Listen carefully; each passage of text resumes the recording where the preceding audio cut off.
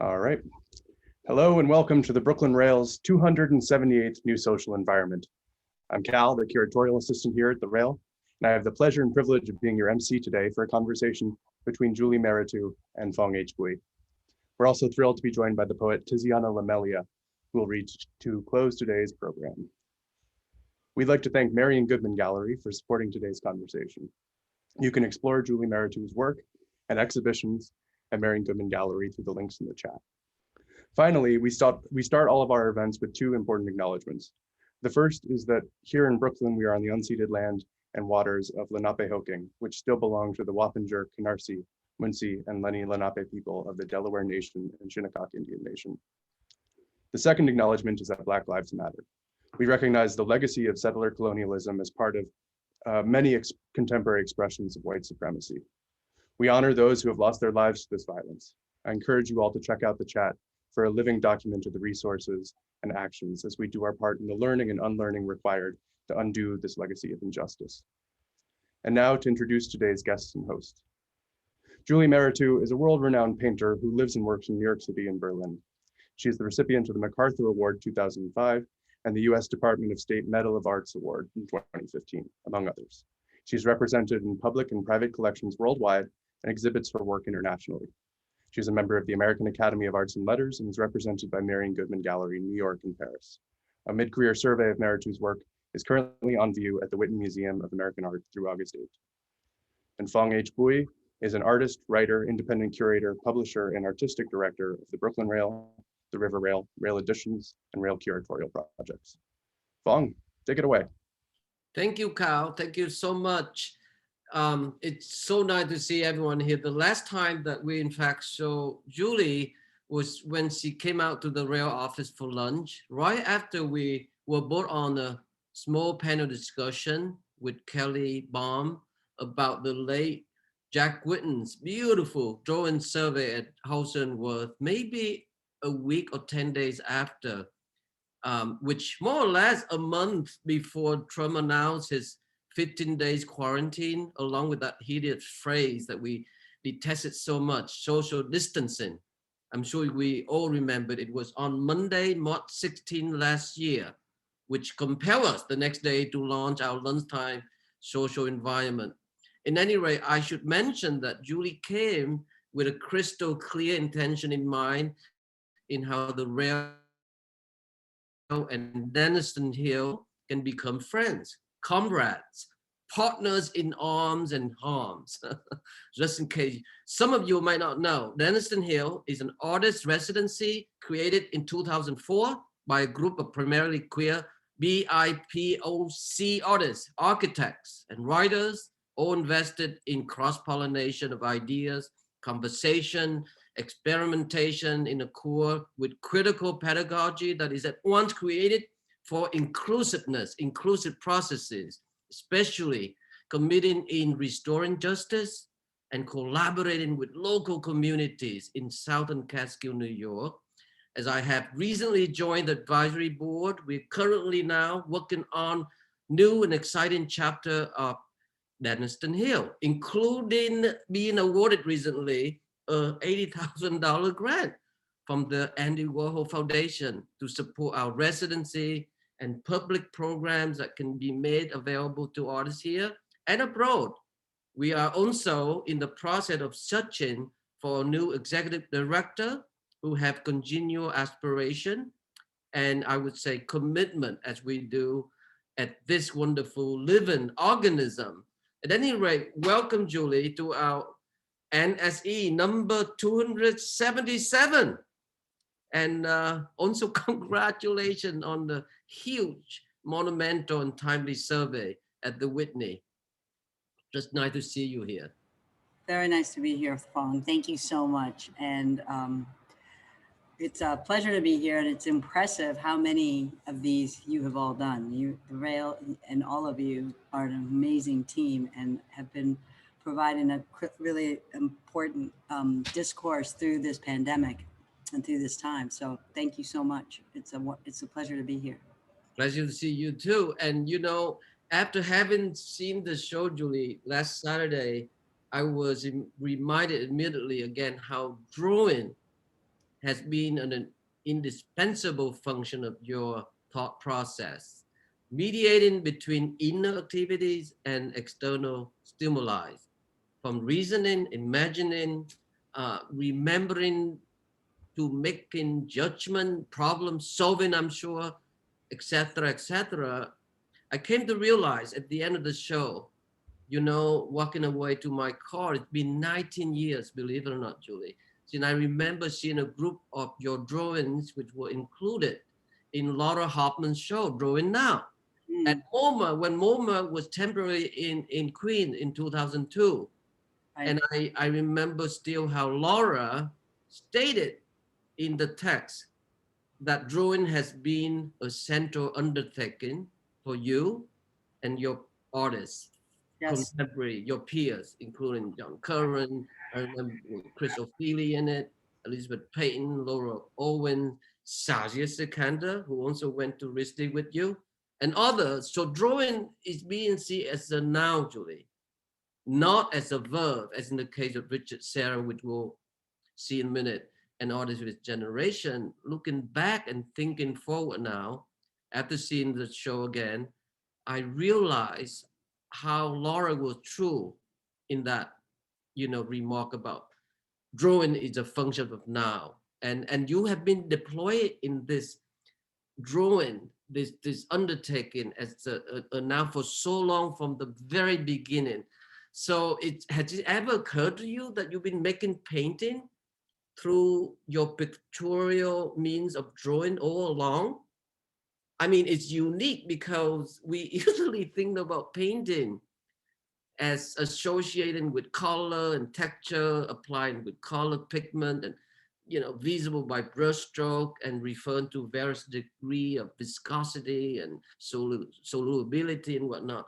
But you've been doing, implying, deploying, drawing as painting gradually. Did that ever occur to you that was very unique? For me, the way that it really evolved very organically out of the drawings and the earlier drawings. And eventually, I think there became a way of thinking of how to liberate even the drawing in a way from its own constraints later in the work. But I think that it was even the intention to start painting with the drawing was an effort to kind of invent a way of working that could allow me to create more layers in what could be seen, because I was drawing on Mylar and I wanted there to be an actual layering of I wanted to be able to create kind of the drawings and to be able to have their own geological history in a way, and to be able to have their own sense of time. And since I was in this place of investigating that, and you know, if you layer four pieces of Mylar on top of one another, or transparent paper, they start to become opaque and you can't see through to a certain level. So in order to be able to create drawing on top of drawing on top of drawing and have that form of like tectonic in the painting, that's one of the reasons I started to go back into painting and trying to find the earliest paintings in the exhibition right now are paintings where I was trying to find a way to be able to build that transparency and not lose the layers of drawing. And in some of those, you'll see that the drawing gets smeared and that technique of matte medium or golden molding paste didn't work. And so I started to like play with other materials and find an acrylic material that could work, that I could pour over the paintings. And at one point I was using fixative, and the fixative didn't work because it tinted the color of the paint and changed. So there's this whole investigation of how to be able to build a material that would work with the way that I was drawing, and that could allow that would hold the ink with being drawn with fine rapidograph pens. And all of that it was this one step at a time. It was this slow evolution early in the work. And then, you know, I did my first museum show at the Walker Art Center was called Drawing into Painting.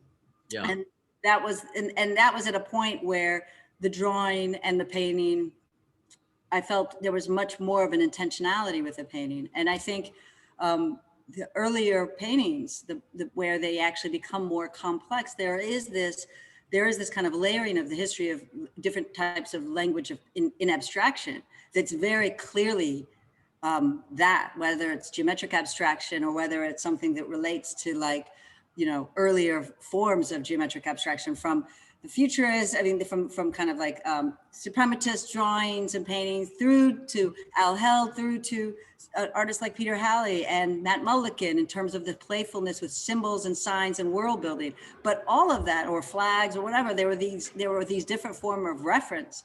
Yeah. They were also then indicators of maps and other kind of social indicators that could be kind of flattened and played with into that. So early on, there was this collapse of painting and drawing in the paintings. Mm-hmm. And I really always thought of the paintings on canvas as paintings, even though drawing was a huge part of that process. Right. I mean, I guess the reason I'm asking that specifically, Julie, because Kyle, can we put up some example here so our audience can see where I'm trying to suggest here? Because, you know, I think that with cases like, for example, walls, you know, his intricate network of lines, his drawing, and you can see that, Julie, you know, it's really, really incredibly fragile, poetic, lyrical, you can even say ethereal, even though he's trying to apply or deploy surrealist psychic automatism, you know, as opposed to the painting. Can we see the painting here? There is certainly an incredible difficulty to translate drawing like the one we see here. The next one is the painting. And you can see it doesn't quite translate into the similar pictorial fluidity, you know? Yeah. And the same thing, if you go next one, you know, with Michaud, it's probably similar. And you know, the work, whether it's you know, beautiful, delicate line drawing that resemble a form of academic writing, which simply mean they are wordless.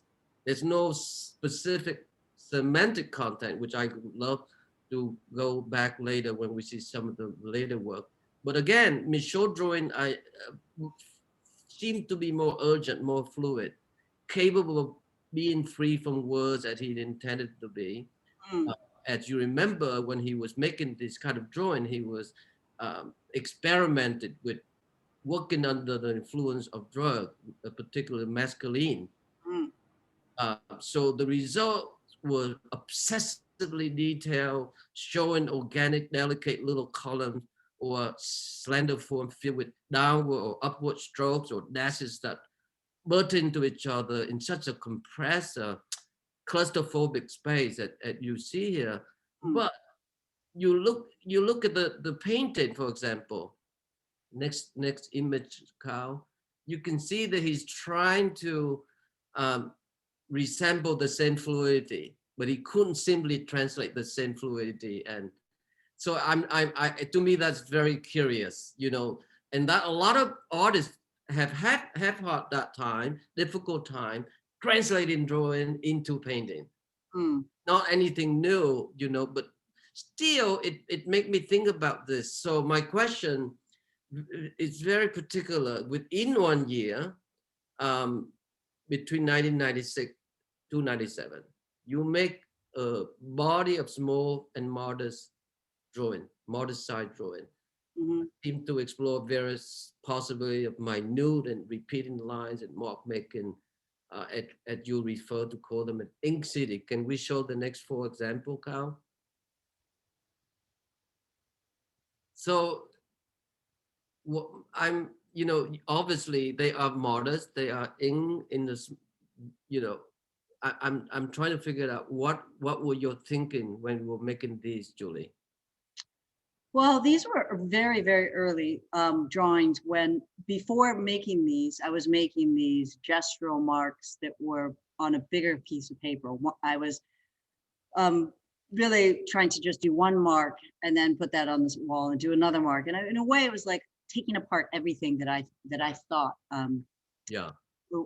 was making up my painting. And I had been doing these very mushy kind of gestural abstract paintings, but they were very derivative And like most young artists, we copy other artists that we like. And young artists come to this place of copying ways of painting, learning technique, learning how to do things and copying. And I think I've heard, listening to a lot of other writers and artists and poets speak, that's a common way to come into learning to make and to create. Writing after a particular poet, a beloved poet, or writing until you absolutely can realize how derivative your work is actually. And then, but there's some usually kind of in that form of self-mining, there's a place of in trying to make sense of what one is doing. That so that was part of this effort of with the encouragement of my teachers to really take apart what I was why I was so attracted to a particular way of painting and why I was so committed in a way and moved by that form of painting. And it was really this insistence on abstraction from way back then. And not that I hadn't worked in representational work before, I had in college completely, but there was this desire to find a way to work differently and to work with an abstraction. So there was this aspect that one of the ways that I started to try and make sense of that was to take it apart into these marks. And then this drawing was made on a winter session program that I had in Mexico, an etching class. My program was an MFA in painting and printmaking. And as painters, we were very frustrated that we had to study printmaking. It was like, that program is no longer that way, but it was absolutely instructional for me and very formative for me to learn how to work with an etching needle. And through doing that, I started to work with rapidograph pens when I was traveling, and I was doing this etching 6 weeks intensive course in Mexico. And I started to take these marks that I had been kind of doing in those bigger gestures in the studio. And since I was traveling, I started to work very small. And I started to work on these small etchings and these small drawings. And I took one mark, and instead of just one mark on a piece of paper, I started to repeat that mark in different ways. So this was like a particular kind of drawn mark, all in one gesture. And if I repeated it in a particular way, created a certain density. If they overlapped in a particular way, they do something else. And then all of a sudden, I started to become really interested in how, as they could create this form, this time it's a circle, it could create a different form if it took a different boundary or just stop or become thinner or whatever. And I experimented with all these different ways of drawing. And what I became interested in is how these marks took on meaning in their context and became something because of their context. And that just became very kind of an interesting idea to think about through identity, which is always something I'm thinking about and making in this effort of making sense of oneself, and how that is something that is always relative, and how that's in fact how all language evolves. Is this idea like the semiotics evolves from this place of like understanding how something signifies something, but how does something build that meaning? And in this case, within this mark making, it became something that I started to really then investigate. And because they started to similar when many different marks started to interact with each other, they started to resemble maps or So then I started to investigate that. But it was really through the intuitive act of making and getting lost in making and in that place of unknowing that I arrived at something. And then it was the questioning of what had happened, that I started to kind of try to understand. But that whole process was about trying to understand what the hell I was doing in making art. Yeah, you refer this mark, Julie. Okay, so one thing that we have to set it straight, they're not cross-hatching, they're not your traditional ink drawing per se. It's you making up your own mark. And I really appreciate the way that you see them grouping together or laying together, how they overlap each other to create this network, which you refer them as a community, as a social gathering. So that was very fascinating to see, because if you go to the next slide, next image, Kyle, the next one even is the directional drawing, as you call them, directional map. So you can see the character of line taking different kind of character altogether, and they migrate differently too. So and I also should mention that, Julie, these were made on Mylar and they are bigger in size. So what were you thinking about those two different? So these came, so as the marks evolved and the different marks, they behave differently. So that one drawing we were looking at, the little barbell marks, they behaved in a particular way, and other marks like behaved in another way. And depending on the kind of gesture they are, they took more aggressive stance or more. And I was interested in them as these agents. I was thinking of them as these kind of social agents because I would think of them as behaving, the marks as having some form of behavior on the piece of paper. Yeah. And then as I created, I made many of these drawings. And then as I created these drawings, and they became more and more like maps, and some of them clustered in different ways. And I just kept like intuitively working in the effort of trying to understand the kind of what was happening even formally in the painting or structurally. I started to take pieces of Mylar and put it over those drawings and then trace around the different clusters and kind of I made all different types of maps. So this was one called a migration direction map. So it was these little marks were moving in different ways, and I was like basically tracing the blob of marks and the direction they were moving in. That was really for me to like, I was interested in how is this happening? Is it really the way the eye is moving through this, or is this really the way the marks are moving? But there tended to be, and I think you see that in the exhibition now, there tends to be certain kinds of formal structures that emerge in the painting, whether they're clustering around a vortex, whether it becomes this entropic system, whether they but somehow there's usually this formal structure that has been something that is insistent in the paintings and has shifted over time, but has also been something that I've been interested in trying to understand. And by understand, I mean that same place of working in that, somebody I put in the chat, the cloud of unknowing. And yet that's very formed by intuition, and intuition is a sense that evolves and gets honed, and one has to put a lot of faith in, but it's informed by a real deeper kind of place of knowing as well as unknowing. But it's informed by much, and I've been thinking about it a lot, and I've talked about this before, but I really think of intuition as this place, like almost like this ontological congregation of resistance, the ontological congregation of ancestry, the kind of sense of like past and time, and these are like not just psychic spaces of knowing, but they're embodied ways of knowing. They're embodied through experience of time and place, and through parents and ancestry and all of that culture and what forms us. And so all of that is like in this process of making is informed by all of that kind of like space. And so I think a big part of like, with masculine drawing or with there's this effort of trying to make sense of what that is, and yet not to understand it so much that it breaks, or that but I think that's a big part of like the way that I was thinking around these. So they were like somewhat maps of maps of a subconscious, maps of the drawings, and I titled them after what I was just doing at the time. Yeah, you and I spoke about that space in between, neither belonging to your own culture where you once came from, nor you are here and fully being, the American. I mean, you are caught in either place, and I think that certainly correspond to that in between space, the resistance to be read a certain way, to be understood a certain way.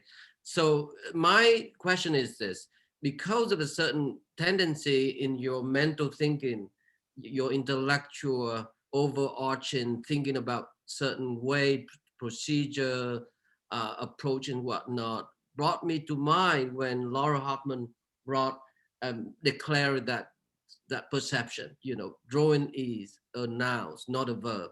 So I just want to show our audience here Richard Serra's verb list, the famous verb list of 1967, 68, when he wrote the series action to be carried out, to be materialized, not only to his own practice, but also how he needed delineate between his interest in action painting, in conceptual art, in performance practices, especially in regard to avant-garde dancers, Justin Church dancers such as Yvonne Rainer, Simone Forti. And when we come to think of it, Richard had only enacted a few of these verbs, such as to splash, to roll, to bend, to scatter, to encircle, perhaps. That was it, you know? So my point is that, Kyle, if you show the next few, works here, I mean, they're very specific title, like conflict location index, and then the one next to it, right after Kyle, is called analysis, exactly, analysis of character behavior. And the last one is called index of integrated character settlement. So were you at all, Julie? Because I saw them in the show, and I was thinking to myself, this is no title, which we need to talk a bit later. It means something seriously to you. As to me, when I read the title, I had to think about it, So my point, when you make this four drawing, were you thinking about in relation to Richard at all? In any way? I really wasn't, but I love that you put them in context with each other. Again, this was like this effort of trying to looking at all the evolution of marks. And so a mark would interact with another mark and a new mark would be made. And I was just like getting lost in, this like thing I was building, this was a way of world building, but also trying to, and then using these kind of Cartesian methods of study to try and build this language. So these were all based on this one thesis painting I made that was basically 9 layers of drawing. And in each layer of drawing, there's a mark here in the timeline of what was going on with those different layers. And I just selected a group of characters that grew out, that were in the drawing, that kind of evolved. And some were more common than others. And there you have that little barbell character and the mark with a dot on it. And some of these really become more like glyph-like.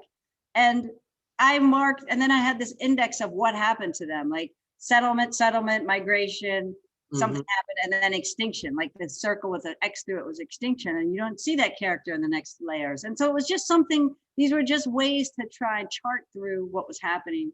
But what was happening in the drawing was really evolving from an intuitive place of making, and they were very separate processes. When I would actually study the paintings and map them and create these charts, and they're also there's an absurdity to this process, and in that there's kind of a criticality to the absurdity of this effort of the kind of effort to kind of reduce. And this was something I think that that was really one of the issues that comes out of modernity, like the effort to reduce work to its fundamental element, to reduce it to the point of erasing humanity from it, to reduce it to the point of, and what I mean by humanity, to reduce it, to remove all sense of culture, to remove all sense of got it, description. And so in a way and in that history, I think David Hammonds is an incredible artist who really understands that language and that history, and understands how to use that language to actually subvert and challenge and recode those same gestures with those kind of very reduced gestures, and with the to kind of re-enchant it in a way,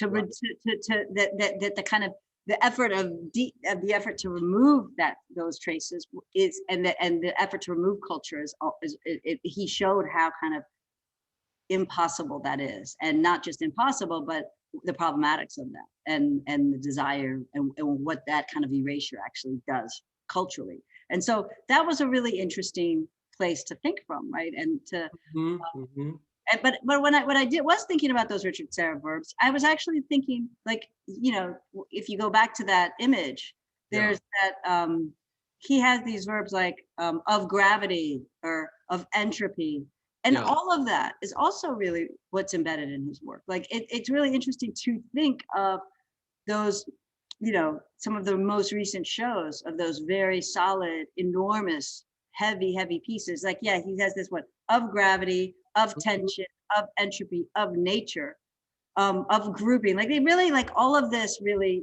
feels like what one experiences in, you know, that the planetary level of gravity, the planetary kind of weight of that, what happens with the weight of that material, of the steel, like that piece that is at the Museum of Modern Art.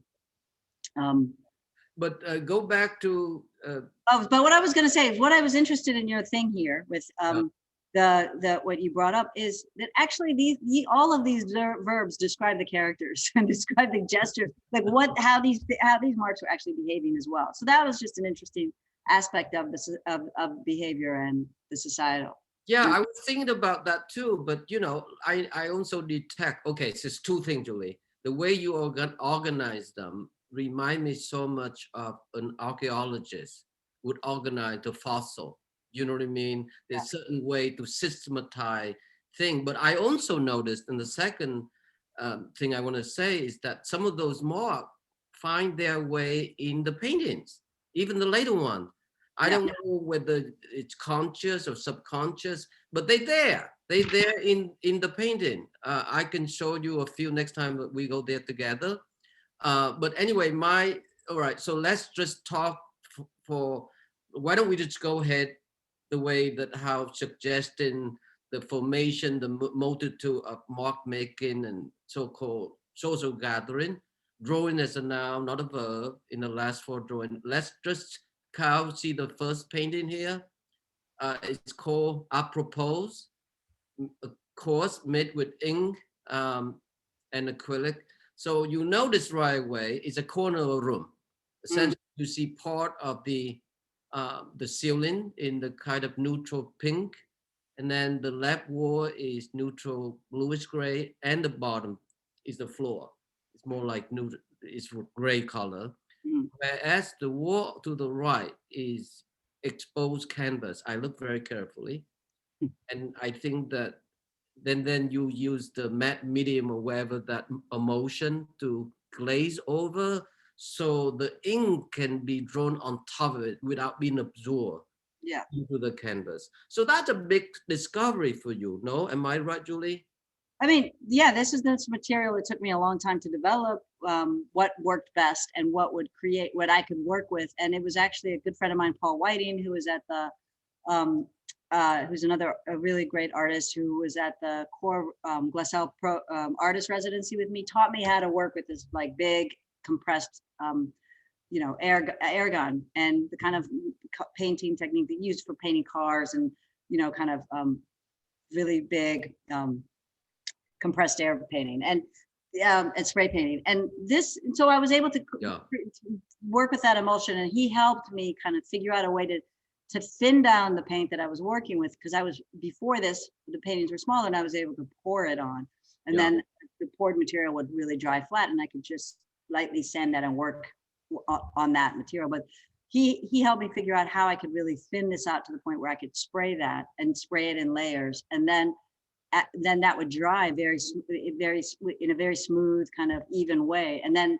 sand that, and then I could work into that with the rapidograph pens, because the pens are very small needles, and so the material couldn't be absorbent, but it had to be transparent, and tried to make it as even as possible. And so this was and developing this was it was exciting when that could happen, and when I could do it at this scale. And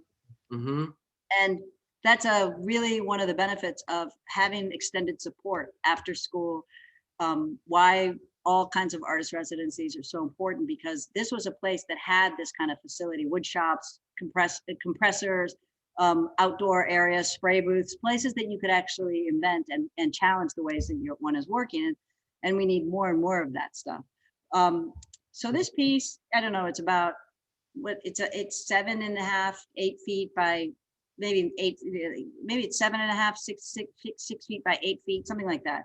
And or 9 feet, but it's the size, it's bigger than the size of a body. And I painted it with the reflection of, I painted it for a gallery that was going to be, we have a show at the end of that residency. And this was really reflecting the room that it was going to be shown in. There was 2 paintings, this and another, and they both kind of reflected that room from different places. Yeah. And what I was interested, one of the reasons I was interested in that is bringing in, I was starting, you can see there's like some tracings of architectural maps, aerial maps. And that came before I started to actually project axonometric plans and plans that you could actually see in 3 dimensions and perspectively. But this was the first perspectival way that I started to think about these spaces, was through the reflection of the room. Yeah. Because I wanted to engage the viewer as one of the layers in the painting, and the space of the social space of actually participating with the painting. And that was also one of the reasons I made the painting at that scale. And it was the first painting, there's this and another, the first painting that were at that scale. And that scale became really interesting to me. The mark being so small, and then the layers that could evolve between that scale and the physical scale that one is in, and the scale that goes past one. And that's what kind of became interesting, that it could participate in that, like the medium, you were also in that medium as one in the space. Yeah, for me, Julie, it's interesting in 2 different ways. One of which had to do with the material that you have enabled to have discovered as your own heart-won unity of the material is speaking, so to speak, because shellac is exactly what makes the ink to be able to stay afloat with a certain concrete present, physically speaking, on top of wherever the spray matte medium that you cover over the cotton duck, which is the canvas below.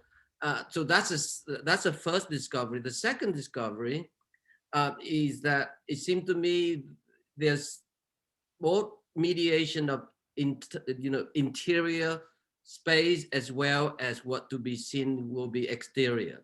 So that there's some spatially occurrent in this painting that I think is very important. How can we go to the next? I don't know what is next, but oh yes, this painting. So yeah, this painting just remind me so much of Pepper Camel's recent book, Julie. It's an excellent book. I hold it here. It's called Abstract Art, Global History. It's a beautiful book. It just came out, and he was on our NSE not long ago, maybe 3 weeks ago. Yeah, and he essentially Pepper reaffirmed something that the late art historian Mike Shapiro had deeply believed, that abstract art is always rooted in experience of the real world.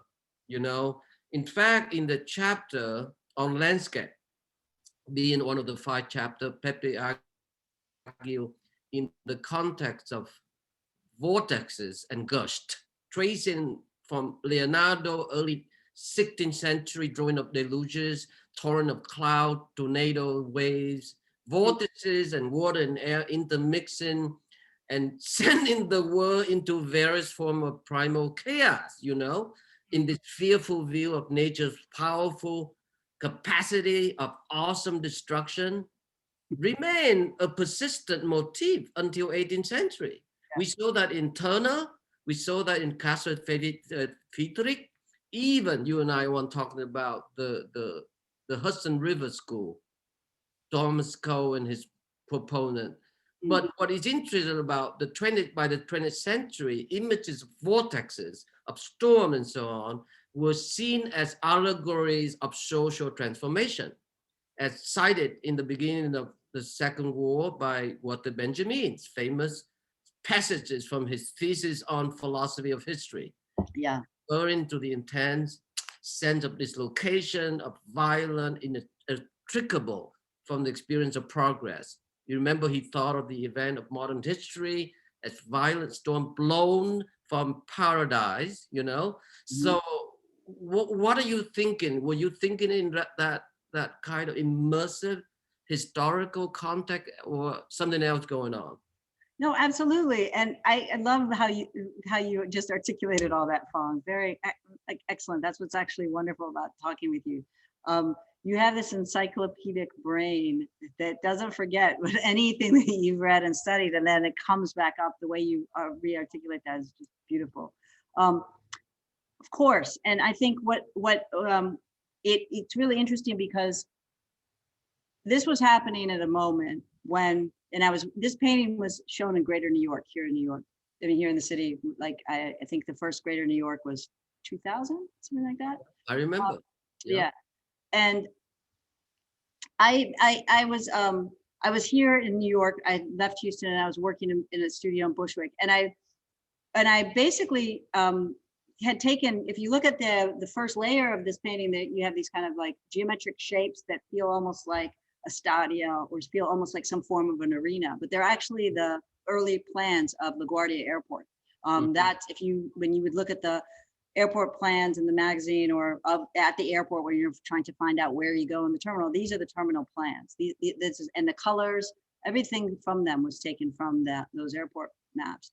And then the blue shapes on top is another airport plan, and I cannot recall right now which airport that was from, but that's also at the back of the Delta magazine. You'll have like 6 of their terminals, and I'd been working with these. I made several other paintings. One that's in the show that is the O'Hare Airport in Chicago.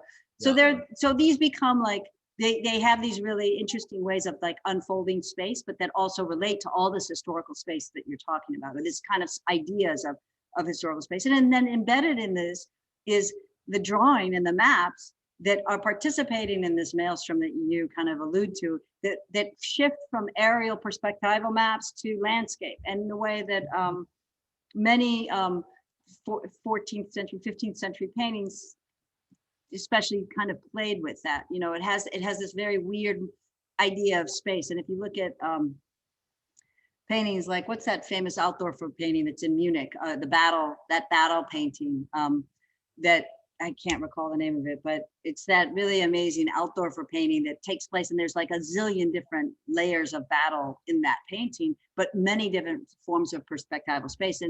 And that actually comes right out of those paintings that you can think of if you want to talk about the aspect of the natural sublime, and what became such a place of study of for so many artists coming before, as you spoke about so beautifully.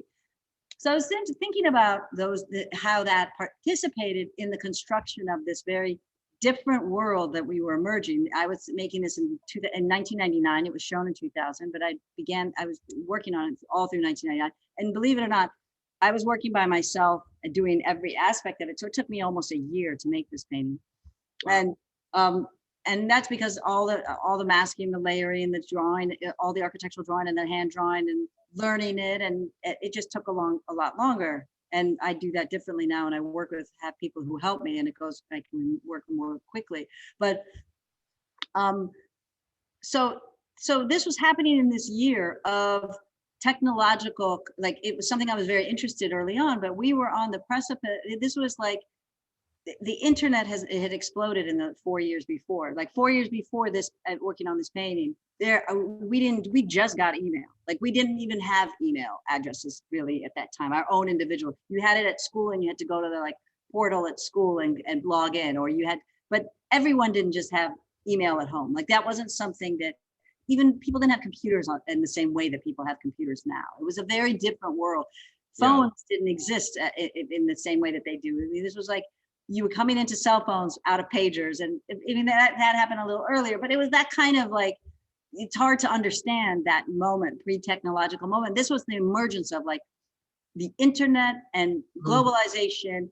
It was at the same time as what I've talked about before, but this kind of American optimistic kind of exaggerated sense of optimism and possibility, and the kind of it was the heyday of like technological utopian thought in that sense. And all of that was also, like, to me, kind of related to those aspects that you brought up about the sublime and the that kind of maelstrom, and what was in that liminal space, and what were really the costs of that, and what were really the dynamics around that. So those are like all things I was investigating within the idea of these structures, and within the kind of the social that's implied within the architectural drawing, and the social that's implied within the characters and the marks and the map, and then within that sense of scape or landscape.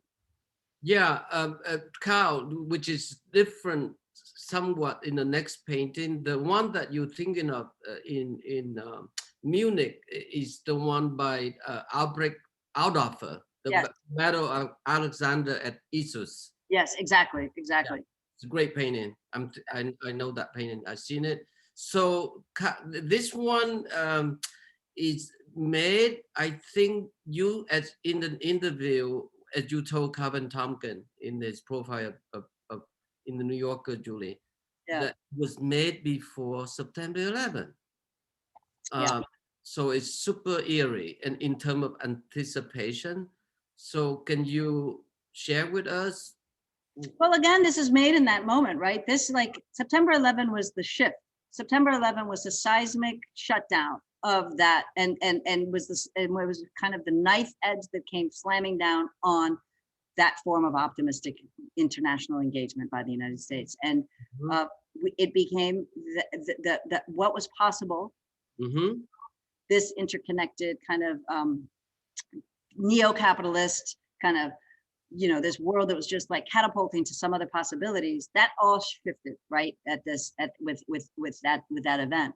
Yeah. This painting was really made though that year before, the summer before 9/11. I finished it before 9/11, and it was shown at the project in November of 2001. I was working upstate at Denison Hill. It was the first painting I made there. It was the first painting of this scale. I worked mostly outside spraying it, and all of the elements that are embedded in this painting, these kind of like light grays, light yellows, light blues that you see in there, were actually as bright as the colors on the surface when I painted them, but they got layered into the acrylic material that I sprayed. There's about 3 physical layers of acrylic medium on this painting, and as every layer was sprayed over, it became more and more embedded, as did the drawing and architectural drawing in each layer. Yeah.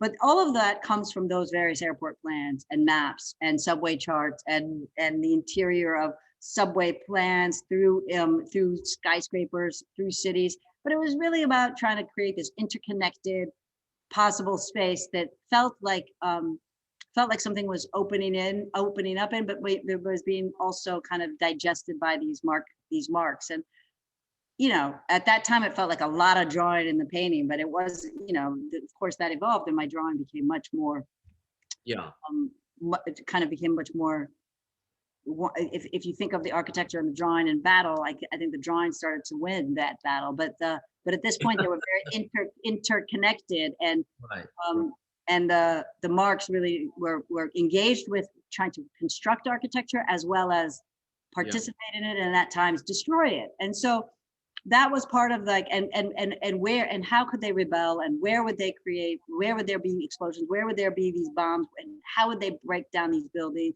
Like, it was all about these agents and and space, and when did that work for agents and when did it not? And if architecture is power, architecture is a kind of, you know, social kind of manifestation of that, of suggestions of power and desire, and social desire in those ways. How do the marks and the characters and the agents participate, and what agency do they have in that space? This was also going back to that moment of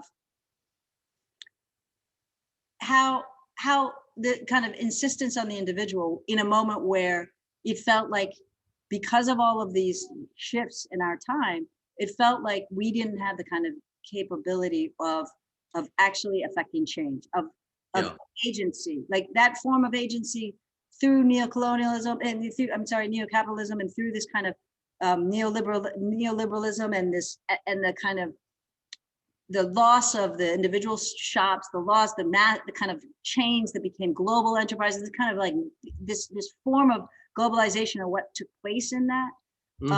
And within the web, and this was kind of anytime post the Reagan years, this was kind of we were catapulted into this place of the feeling of the loss of individual agency and possibility of and so to me, that was always something I was trying to negotiate, is the insistence on individual agency, despite the immense capability of these power structures. And I think the world really you know, things shifted, and the paintings were always interested in that negotiation. And we forgot that, Julie, that we forgot the term Reaganomics, remember? It was Reaganomics that seduced Gorbachev to destroy and put an end to the Communist Party. That's how the Cold War ended, 1991. Yeah. But anyway, since we are talking about this kind of space, the public space created architecture for public gathering, for multi-purpose function, how can we see the next image? This is your study of stadium, variety of them, different angles. So it fascinates me that you have undertaken this incredible, you know, heroic effort really to really study its structures. You know, it's so in order to embody these image, its own function into abstraction, you had to undertake this kind of intensive research, which what you do so well. And then if you see the next image, Kyle, this is what we are reminded, you know, from further back. So this is one of the amphitheater in Greece, I mean, Turkey probably, from your the Roman amphitheater in Turkey, yeah, exactly. in Turkey, right. So this is one of your material, your research, your archive, Julie. So I wanted to show the next image, partly because it compelled me to think about when this painting was made. Jean-Léon Gérôme in, I think it was 1872 when he made this painting. So it's called Pollice Guerzo, which means in Latin, a turn thumb in, you know, turn thumb up, featuring the eponymous Roman gesture directed to the winning gladiator. And it is interesting to see why, when we think of its function, right, gladiators comprise of mostly slaves or condemned criminals who were trained to kill each other, along with wild animals at times. And the sole purpose was to illustrate the real violence that takes place elsewhere, really, outside the Roman Empire. But it's here, it's created here as a spectacle of violence, only to amplify the safety of the audience, you know, and no more, no less than the bombing of Baghdad, the so-called shock and awe on March 28th, I think in 2003, after September 11, to reassert the power of the American Empire. So Kyle, can you show the next two images so we see what happened in here? So I remember, you know, staying, I think watching it and CNN, which what makes CNN famous because it was 24 hours of news all day long. Yep. You know, and I realized how fixed the vantage angle of all the TV network, you know, they all show the same image. Yes. And it occurred to me, since we were talking about Turner, can you show the next one, Kyle? It's identical, Julie, you know? So whether it's a mediated image, technical image, as opposed to the painted image that we see here, it's have that similar power, you know, of recalling that what lie between, you know, real violence and the sublime. And I remember discussing this as being the preventive measure of the U.S. government. You know, I think basically banning all the photojournalists not to come close to the subject, because what happened when you do expose the image of horror near, very close up, it will cause protests, like it during the Vietnam War, you know. So it's so interesting that how it was banned. We didn't know it because no one talked about it, but that certainly happened. My point is that whatever the content, the hidden content, what considered to be embedded below or underneath all the surface you're painting, Julie, is the amount of care in research, endless of information, images, for example, and you can see the next one, Kyle. Maybe we'll get a sense this, you know, these are from your archives. Yeah. So these are, you keep you look at it, you think about it, you probably will assimilate, digest it in your memory, really, you know. And the next one, I think we have another one, Carl. All of these police violence and protests over the world, I couldn't help but to show and share this Paolo Uccello 3 painting, the Battle of San Romano. Partly because I Great choice, Phong. Those love are him so much, Julie, because he was so insane, you know. He was so obsessed with perspective rather than the real battle. I mean, it's not really, we don't see any blood here. We just see horse menace to die in perspective, you know. But I love it so much because trying to rationalize the space. exactly. Well, what you brought up too about the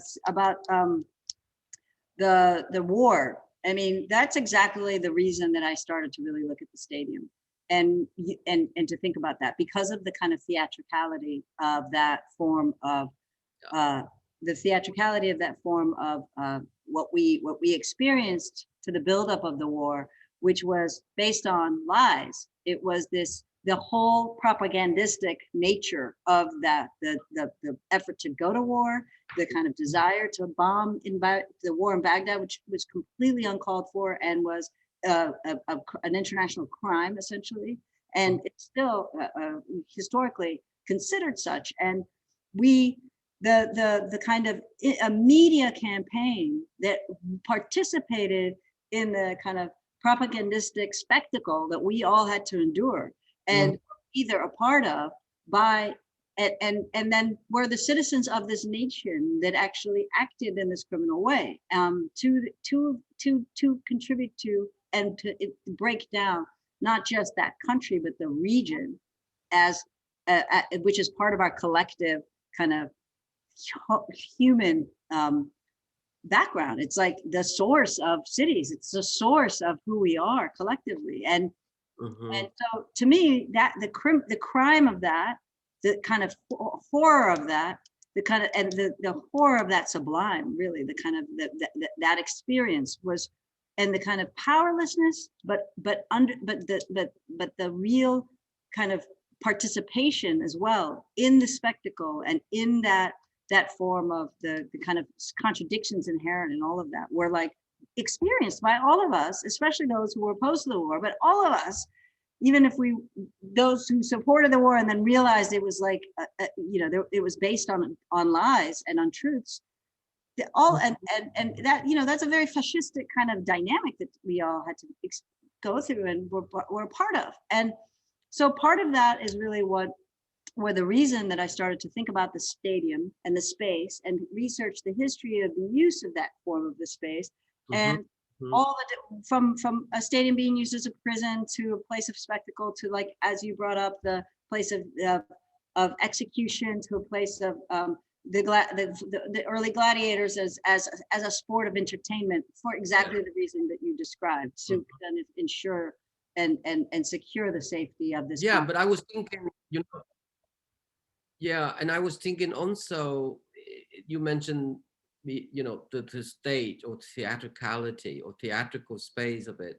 And I think that in somehow, Uccello probably was thinking the same too. I think that the deployment of these lenses and the way in which perspective is being applied to that space, it's also, to me, it's also the whole fluidity, the relationship, how this rectilinear form correspond to the curvilinear or biomorphic form, where the shallow space in the foreground and you don't see the middle ground, and then you see the stage, which is the background. And so you see the next one, Carl. By the way, they were one 3-panel together, but now separated, sort of representing. This one is dust, I believe. The first one is at the day when the battle began. So that's at the National Gallery. The second is at the Uffizi, Carl, and the third is at the Louvre. So can you move to the next image? And Phong, that's also interesting because the Stadia paintings were also 3. And I had never thought of this until you showed me those just now in that order. What?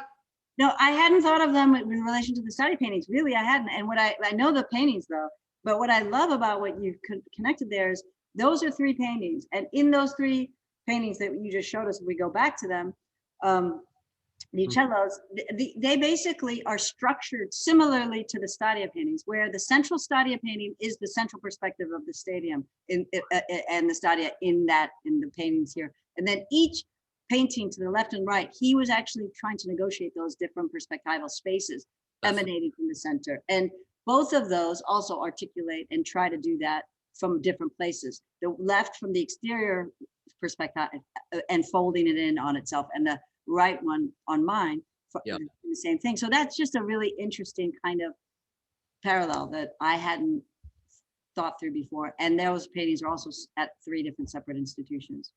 Cool. Cal, can we go back to the forward to see the yeah. Interesting. Yeah.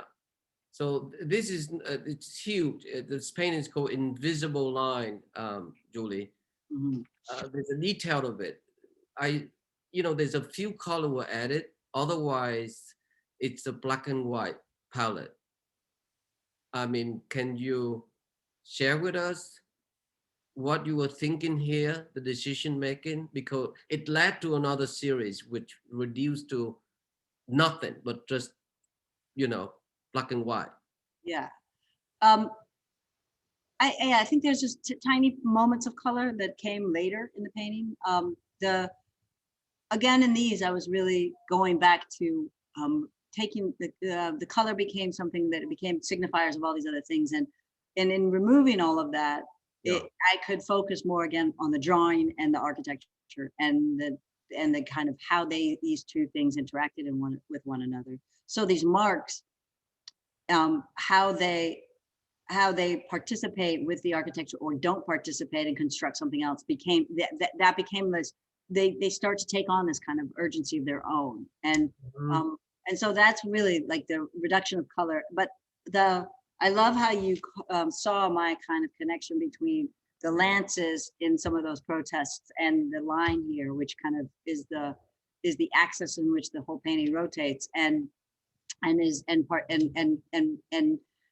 the drawing, as you can see, just becomes this whole other form of storm and participates in that kind of larger idea of the kind of colonial sublime and that history, and thinking around how that is created also by agency, by us, not just by the immense force of nature, but how we have kind of become that force.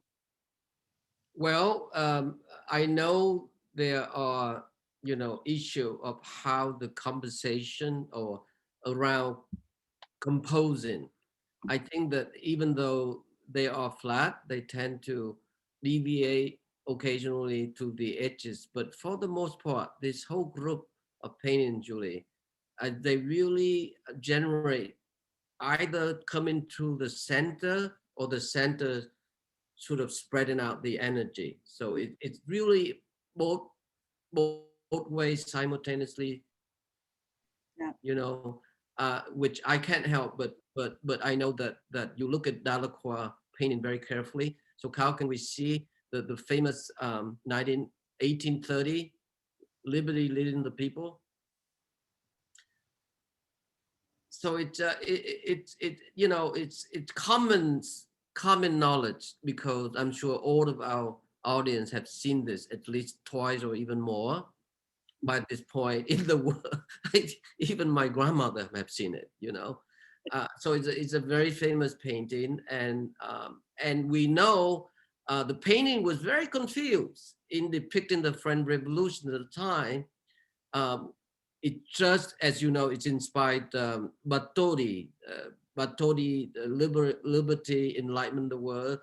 The Statue of Liberty was given as a gift to New York City right after the revolution. So it's a subject in which we tend to forget, but it brought to the whole idea of, I remember recently rereading Alexis de Tocqueville, Democracy in America, was published in 1835 and the second volume in 1840. So we can detect his enthusiasm for America, partly because he felt that he can create a new kind of political science to the new world of democracy as an idea, not just geography. So coming from Europe, he was struck by the absence of class and the dominance of liberal ideas. To say, from the European concept of standard liberalism that was put forth by a lot of 17th century philosophers that we know, Thomas Hobbes or Spinoza or Locke, for example, the idea of the state of nature, which is imagine a basic quality from which government is constituted. So this basic of equality is inherently opposed to the notion of rule. For rule itself is nature have always been the subject of partisanship. So I'm interested in Tocqueville by recognizing this liberal necessity being apolitical. That's a very important thing to think of. Apolitical as mean to create on an impartial society, presented in this, defensible liberalism as a new political liberalism that can be adopted in America. Of course, but it's super fragile, as we know. So my feeling is that I know this painting, you talk about it a great deal, and you reference it a great deal. And I mean, does it affect it, do you at all, Julie, in terms of how your notion of liberty, because our notion of liberty is so different. Freedom from people Well, like the thing is that what I'm interested in is the immense contradiction in it, right? Like women did not have any political capability or power, and yet she's leading. She's the symbol of liberty, right? And the symbol of and then there's the contradiction of the colonial reality of France, and then the reality that entire revolution was also co-opted and as you mentioned, just completely like invented another way of continuing, that the forms of economic oppression that existed before. So I think, but to me, what I was also very interested in is this idea, like compositionally, the effort of trying to. For me, I think I look at all these history paintings because they're instructional, not just conceptually, and all you brought up, and the kind of difficulties and within all of these contradictions, but also just the kind of structurally how they're made. Like that became something. I mean, I've been looking at these paintings since, and intuitively they've formed a lot of like the structural, like the formal structure of the paintings that I've continued to work with, as have so many other paintings. But so conceptually, I think it was really the kind of contradictions inherent in here, and the kind of repeat patterns that keep happening. So that this effort, this kind of gesture to this moment, is seen as the place of the kind of liminal space of the protest, right? The liminal space of the revolution. That desire. That there's this mythology around it, like when the kind of, and Bart. It goes back to that aspect of when these myths become they become they become these codes that we take as assumptions, cultural assumptions. Yet they're complete constructs in this other way. And how do we decode those? How do we take them apart? How do we and what's the effort in that? But to me, it's also just compositionally and structurally the kind of desire that this desire to take up arms and lead, this whole mythology around that is also has also been really interesting to me. And being a child as you of revolution, of the failures of revolution. Exactly. So that's what I mean. The kind of co-option of that, and of the further horror. When you think it can't get worse, it always gets worse. And that reality of what happens in these situations and who has that power, like the question is that. I'm sorry, there's some noise here because the building just does that sometimes. I apologize. Okay, Julie. the revolution that failed. I mean, we often experience it in your own country, my own country. Exactly. And that's the reason we're here. I mean, I had that not taken place in Ethiopia, I don't know that my family would have ever left. They had just built their home. That was where our lives were. So that being of that failure, you can't look at, and if you study the history of these, you see that in almost every situation of when this happens, when this effort, this desire. And sadly, right now we're living through waking up to another day of another mass shooting, 3 in the last, I don't know, what is it, few months? Few months, yeah. No, it's a disaster. It's a disaster. I mean, it's so. But the insistence on it in this country, the reason is this desire, this mythology, mythology of this need is the reason that we have this kind of, we're dealing with this really horrific crisis in our country. Instead of, Julie, instead of Lady Living Liberty, it's the goddess Columbus of manifest destiny. That's a different right there. Carl, can we see the next image right immediately? Because I wanted to speed up a little bit, leaving room for all of our friends and audience to ask questions. So this is the series that fascinated me. From the previous one that we saw, there were some color here and there, but this is completely just overlay with zillion of layer of ink drawing. So it create this amazing palimpsests, but yet with such incredible pictorial aptitude and effectiveness, you're able to paint this ghostly, bands of white on top of it. So I wanted to know more about that. If you don't mind sharing, what's the secret here? Well, the white is in underpainting, and it was basically a drawing I had made in Illustrator. I had used it in the Black City painting, which is in the exhibition to the left, but in the Black City painting, that drawing was informed the underpainting under tectonic of the first layer in the painting, and it was all done in grays and blacks. And in here, it was the reversal of that with the kind of the airbrushed, very light gray airbrushed, like I masked all the white of the gesso and then just airbrushed this kind of more ephemeral space. Yeah. And then and that was just to create this kind of gray, very, very gray space that had somewhat of a dynamic in it through the drawing and through the underpainting. And then, and could mimic and play with the kind of construction of a city that was in this entropic space. And then there was, I started to draw these buildings that are all mostly bombed and gone through the Second World War. They were buildings that were built at the end of the 1800s, early 1900s, and the early part of the 20th century. And they were a form of housing, and they created these kinds of, they all had this very particular form of design embedded in them. And they were really you'd see that on all these different plazas and these places. But that was very much a moment of a particular kind of development and growth in Germany, and in what was taking place in terms of this kind of evolution towards fascism in the country.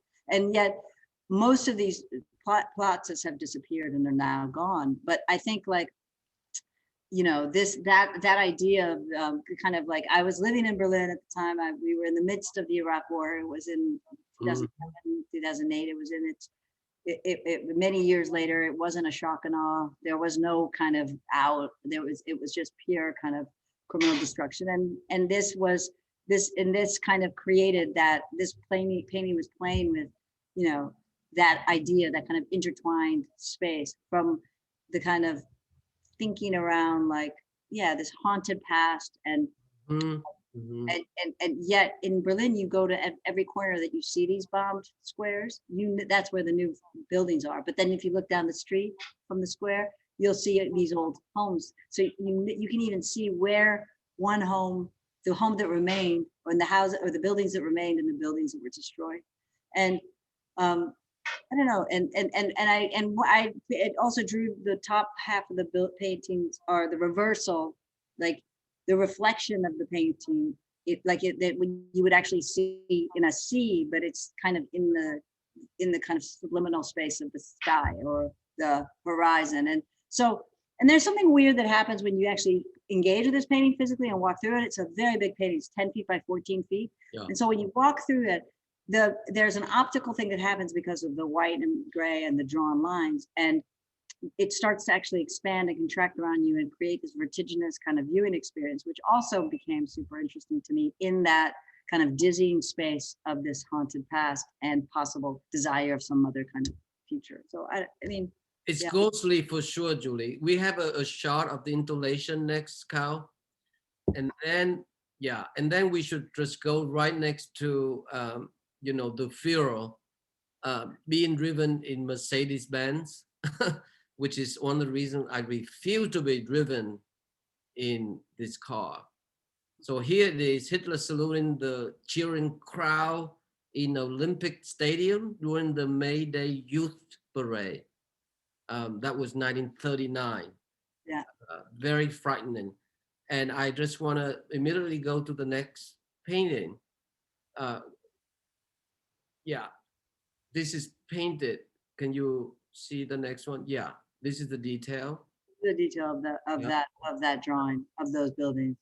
Yeah, and then the next one is. And I'm sorry, there's a name for this form of building, and I can't recall it at the moment. I used to know it. I know it's in my head, but that this style, this very particular style that was of this form, and you'll see it. It's very common in Berlin still because it became such a part of the evolution and development of the city, similar to like row houses here or brownstones. You know, it was at that moment of expansion of the city that these form of housing was really developed.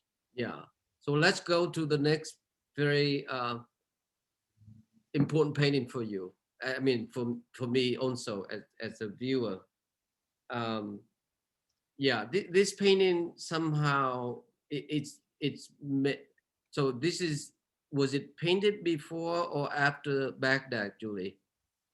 This was painted actually, going back to that moment. This was finished in 2003, just before shock and awe.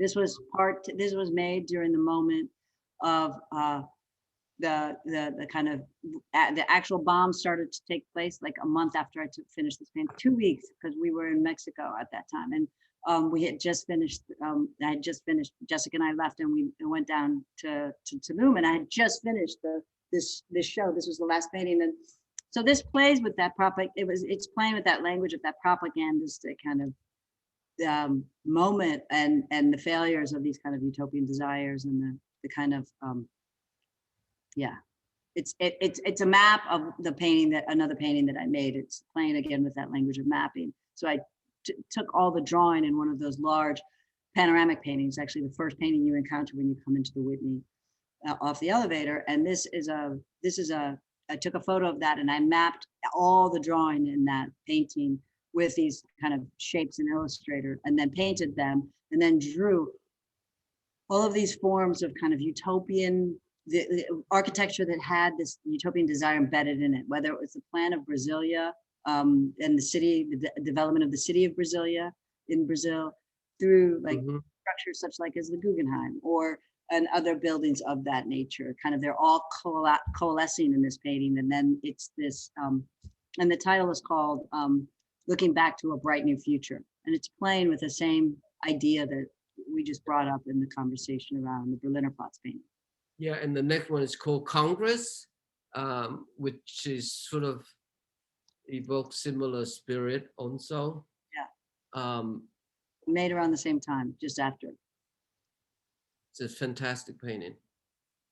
This painting is also in conversation with a new album called Promises, and there's a film coming out that filmmaker that Sam Shepard and I thought about together. He wanted to create some kind of visual experience of looking at the painting while listening to his recent work with Pharoah Sanders and London Symphony Orchestra on this album called Promises, which is an incredible piece of music, an incredible work. I really recommend it to everyone. And I think that it is really, I was really honored that that this painting was a source of his thinking and somewhat of a score and a painting that he would go back to in the creating of that piece. So it's a really interesting experience to have, especially now, because this painting is made a long time ago, and the film was made by a filmmaker friend named Trevor Tweeton, and it's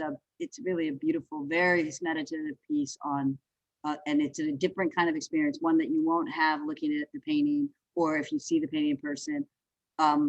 The way that this film starts at a macroscopic level in the center of the painting and slowly moves out. So that's great. That's terrific. Sarah, when is that opening? It's gonna, yeah, it's premiering April 24th. Great. And we'll send you information. Maybe you can share it too. Yeah, that would be terrific. Thank you, Julie. Next one is Stadia, number 2. And similar to that painting that we were talking about, the cellos, this has that, you can see even the way he structured the composition as being one left side of a triptych. This operated that same way in terms of the study of the stadia and what was happening in terms of the perspectival composition in here, as opposed to the central stadia painting that's in the exhibition here. Terrific. And then I like to show, I think, essentially 3 pages of photo collages, which produce in the book. And I wanted to share this with all of you out there, our friends, audience. This is the catalog that produced for Julie's Traveling Mid-Career Survey. And it's published by the Monaco and Pressdale, and it was voted as one of the best books last year by the New York Times. And so I wanted to be sure that you go out and get the design, the elegant design, and the text is really beautiful, very insightful. Several people have written very thoughtfully of Julie's work, including of course, Ariana Campbell, Fred Moulton, Adrian Edwards, and others, and a very thoughtful afterword by Thelma Golden. So I just want to mention that, and I wanted to show the 3 images here of what is, I guess, is in your archive. Am I right, Julie? Yes. Yes, these are montages of archival material that that we broke up into 4 parts. Christine Kim, who is the curator of the exhibition and was the first curator, and then Rebecca Hockley joined us. We broke these into these sections where her text really thinks of, it's a text in 4 parts, kind of relating to the Mogama painting in 4 parts. And she looks at the different periods of time and the work. And so I broke down the archive into those different periods of time. So you can see in this spread here, for example, this was when I first was starting to show in New York and thinking about things. So you have the image of the World Fair, you have Christian Have in front of the Project Gallery, which is where I was showing at the time. You have the kind of breakdown of Baghdad, you have Mugabe, you have the kind of images of music and architecture that I was interested in. You have all of these kind of moments that were of that time that I was actually working on the work that was included and discussed in this section.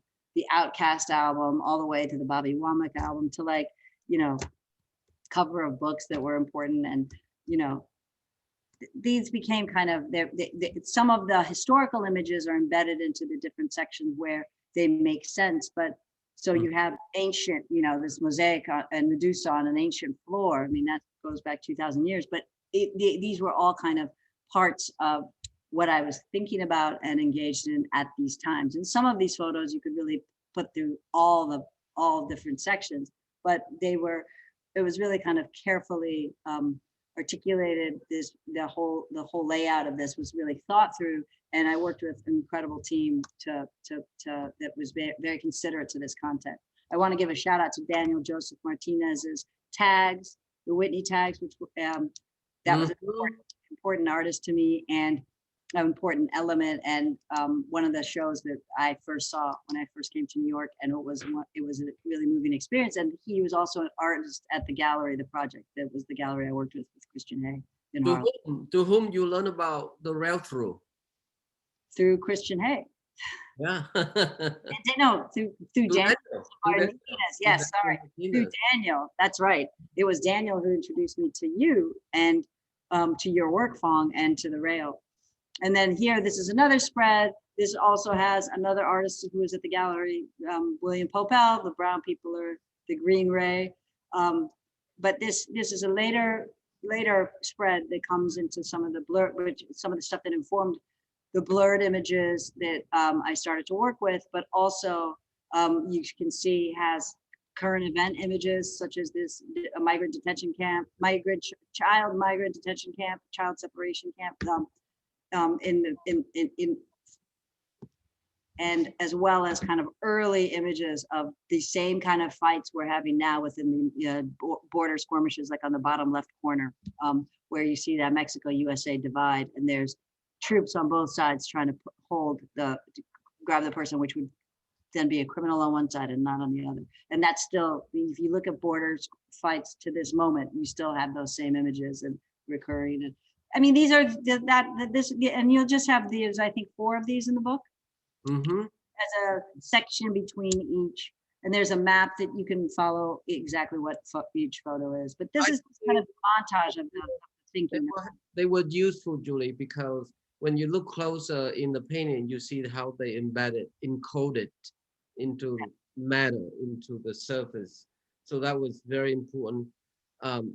And since we are on the political trail here, we might as well go to the next 2 images, Kyle. The next 2 paintings. These are wonderful because they are essentially so ephemeral. They almost like ghost-like, you know. And I couldn't help it but to think, of course, one is called Being Hired 1, and the other one is Being Hired 2. Both in the show. But I can't help but to think of Paul Klee monoprint and Angelus Novus, New Angel, owned by Walter Benjamin.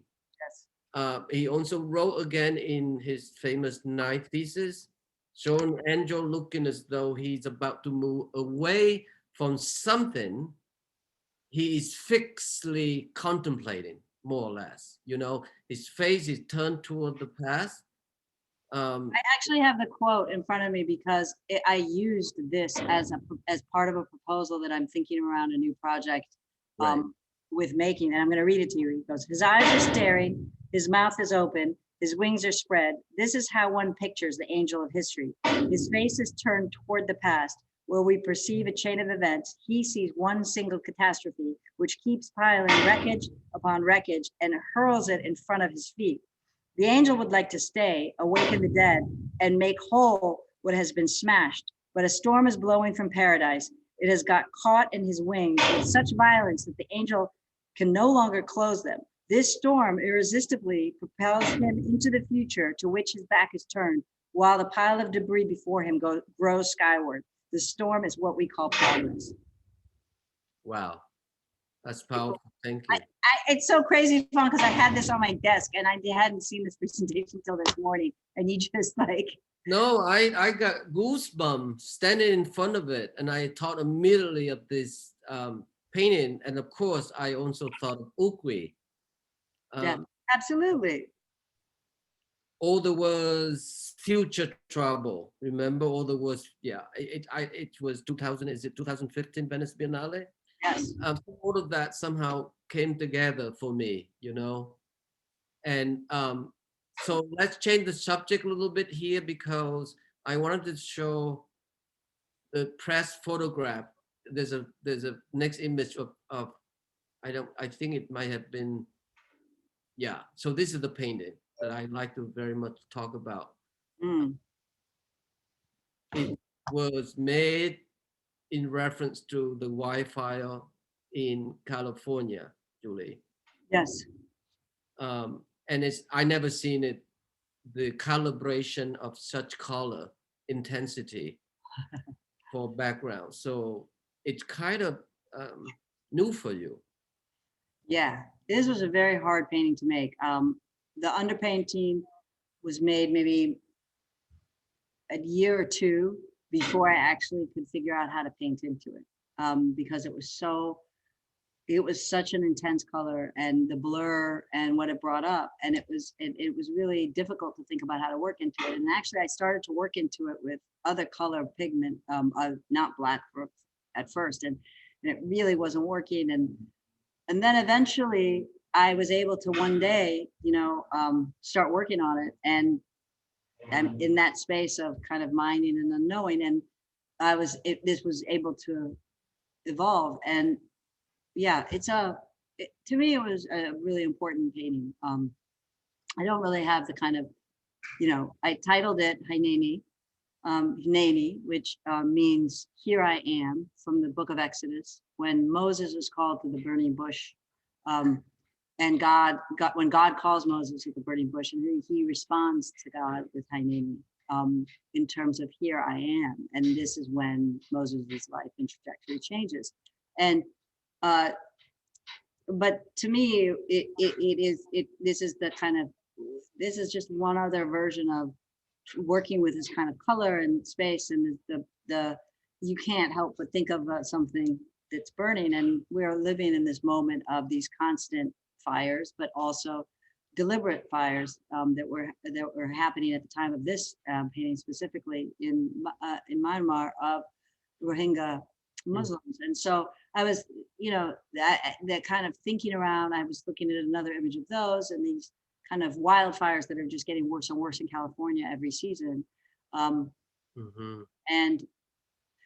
yeah, I mean, it's a unique painting in that it has that kind of intense one color, such an intense palette, like in that way. But it was interesting to work on. It's a very dramatic evolution in your work, I feel. Which brings to the next painting, Carol, or we might have other images in between. Yeah, this is the similar deployment of the tools painting, but you have to look close to see that delineation in the middle there. But it's not two painting, it's one painting. It's just a similarly subtle collision of two different space. Yes. And two different, both of the source images for these are detention centers for that held children.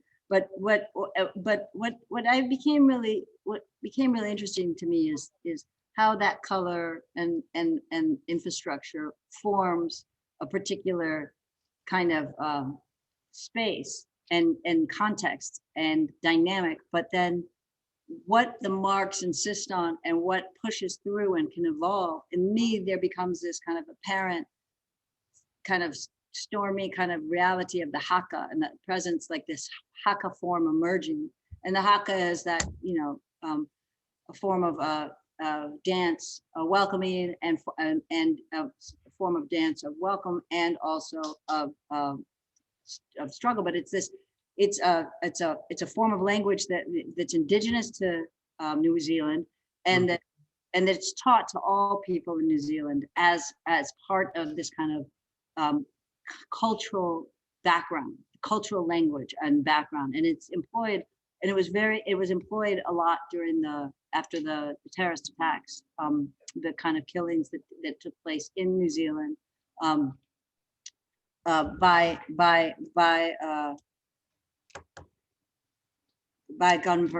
gunmen, and it was very violent. A lot of people died, but you saw all of these kids all over New Zealand doing the haka, indigenous communities and otherwise, and that form, that kind of insistence, and through, despite, and in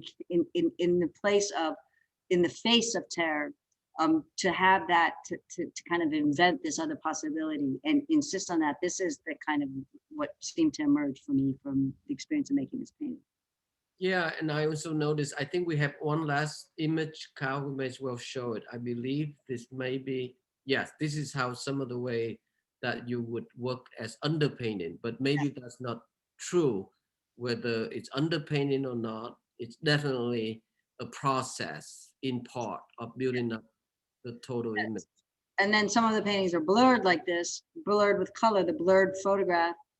And then you have some of them are the digitized kind of halftone patterns that have been screen printed or printed onto the painting. And those are, and then the two halves are, these two opposing halves, or these two different conflicting halves come together. They're like, they have in them, they're certain parts of each other mapped into one another, but they're also, you have like halftone printing taking place on the surface of one, and you have this kind of really interweaving of the image in a different way.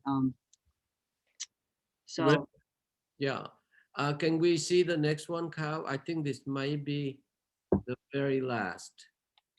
And yeah, this is the last painting that you see installed by on its own in the very last room before you leave. Right there, that's the spatial context for it. yeah.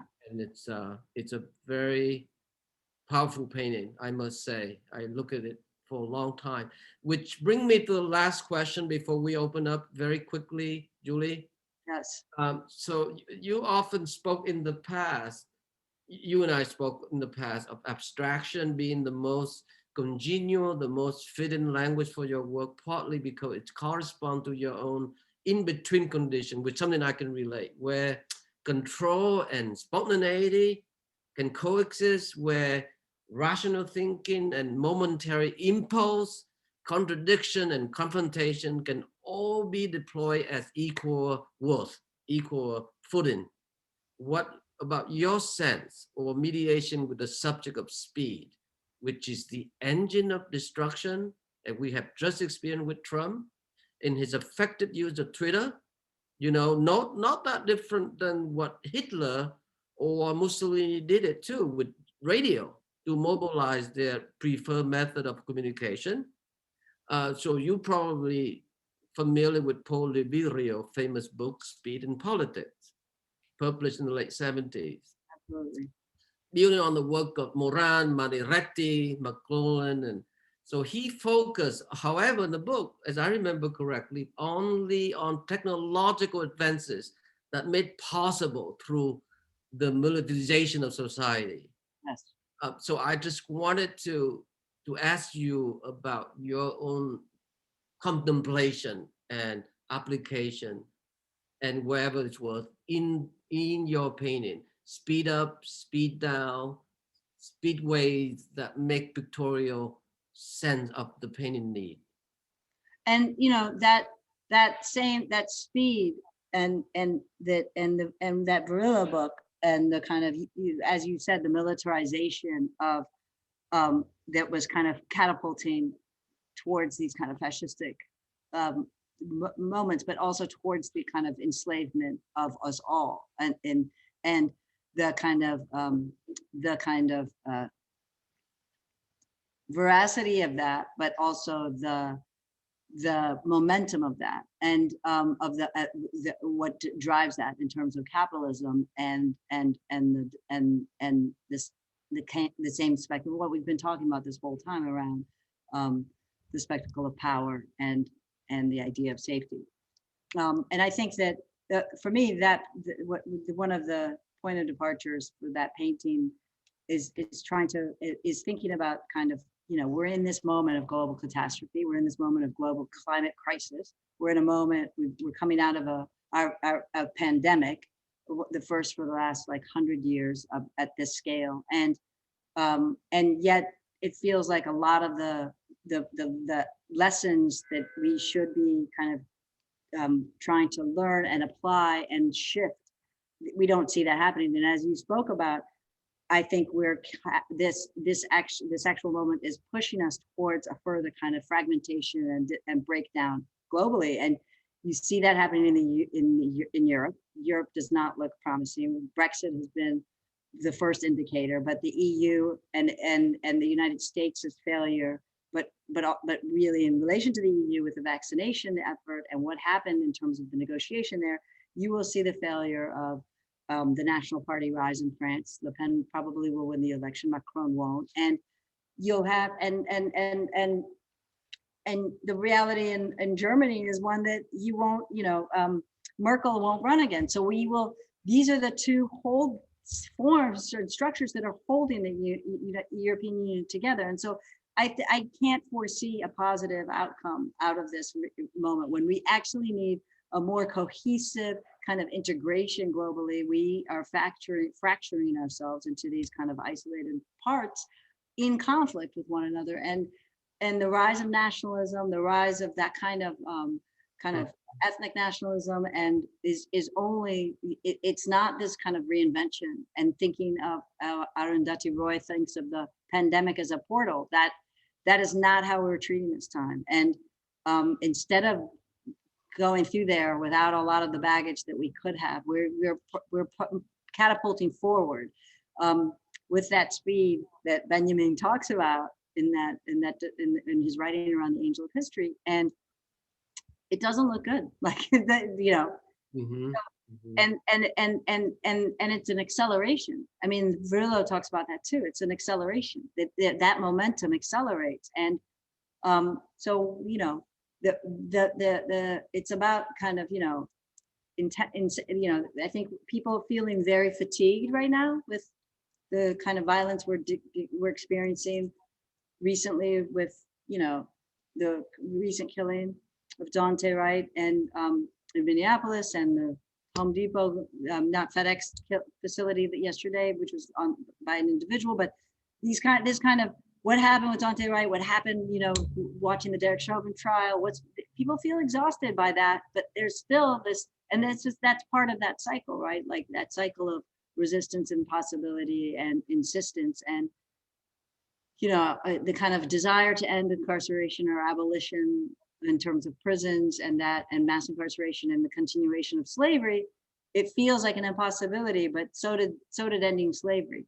And we have to keep, focused. And I don't know, for me, like all of that comes through like as part of the dynamics that I'm trying to negotiate in the work. But I think that speed is a huge part of the structure in which we're all caught, or the kind of social reality and aesthetic reality and kind of the aesthetics of our time are embedded in that. Like aesthetic is the opposite of anesthetic.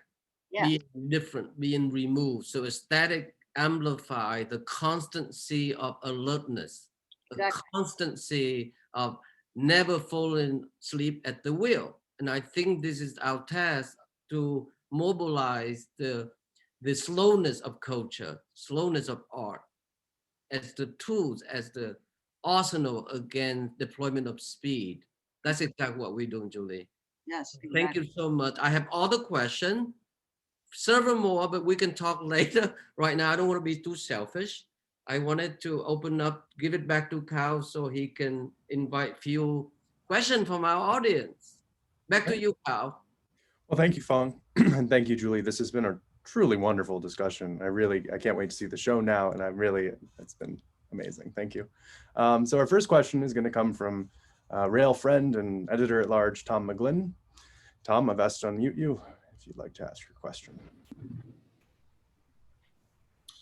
Can you hear me? Yes. Yeah, thanks Phong and Julie for a fantastic conversation. When I first saw your work, Julie, way back when, I was struck by the ambiguity of like the composition being centripetal or centrifugal. So, the work hit me on a very visceral, it had an aesthetic reality, a formal reality. But the question that I wanted to ask was that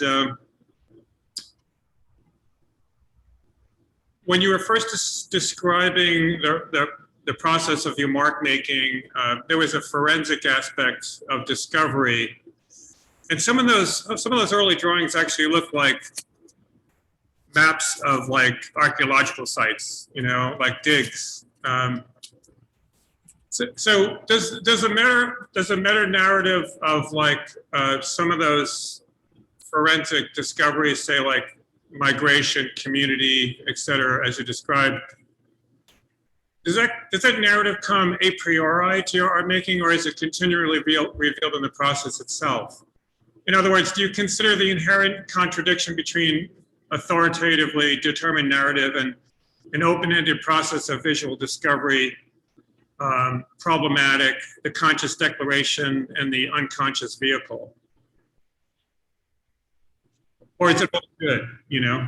Say that second part, or is it what?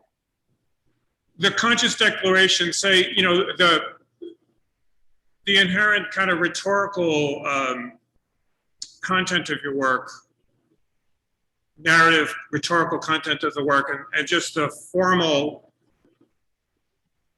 aspect of the work. So, in other words, if I'm responding to the work in terms of the tension of the ambiguity of the centripetal versus the centrifugal, I'm responding to it on a very visceral level. Of course, there's like a cognitive dissonance. Mm-hmm.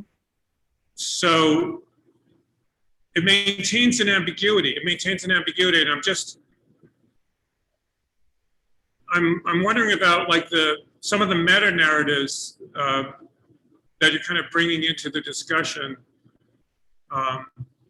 Like how important is it for you, those meta narratives? It's like, well, I mean, I think that like for me, those meta narratives are a condition that I'm working in, but they are completely kind of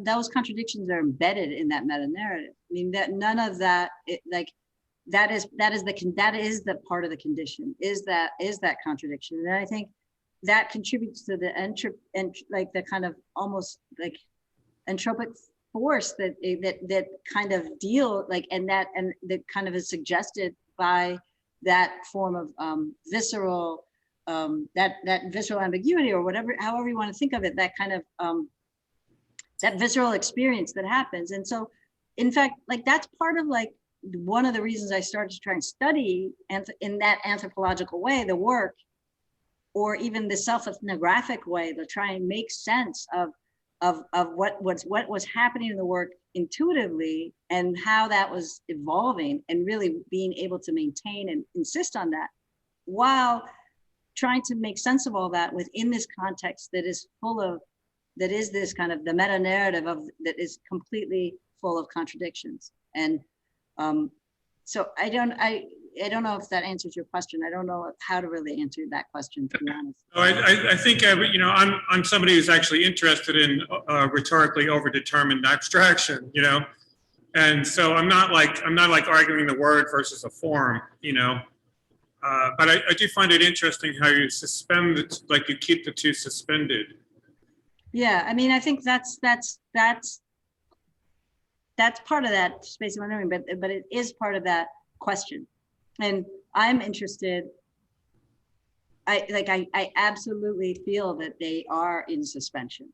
Like that is part of, that's really important. And I think there are moments where, and I think that I'm constantly mining and trying to work in a way where the painting does that differently each time, and how to get there, which is yeah, it's part of the practice. I think part of the not practice, but part of the effort in the work is to find that somehow. Thank you. Great. Well, thank you, Tom.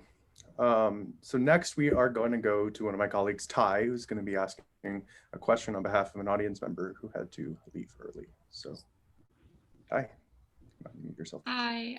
First, I just want to thank you, Julie, and thank you, Phong, of course, for such an amazing conversation today. Julie, it was so lovely to get to see your show at the Whitney. I was really blown away by it. This question is on behalf of Charlotte Wellman, and Charlotte says that mapping typically imposes control and dominance over the landscape, and you seek to challenge that. They also work to dematerialize and disembody. How is your work about redefining the nature and deployment of what it might mean to map? I mean, I think that's part of the question here, right? And part of the what came out of the project of modernity, and that kind of the project of compartmentalizing and reducing things to their elemental form, reducing even practice to its elemental place, reducing how we build and how we think about sociality and environment and the kind of landscape and custodianship, and all of these things have been kind of broken down through the history of modernism, because and deployed into these compartmentalized units of some participating in a different kind of production engine, and I think that part of that is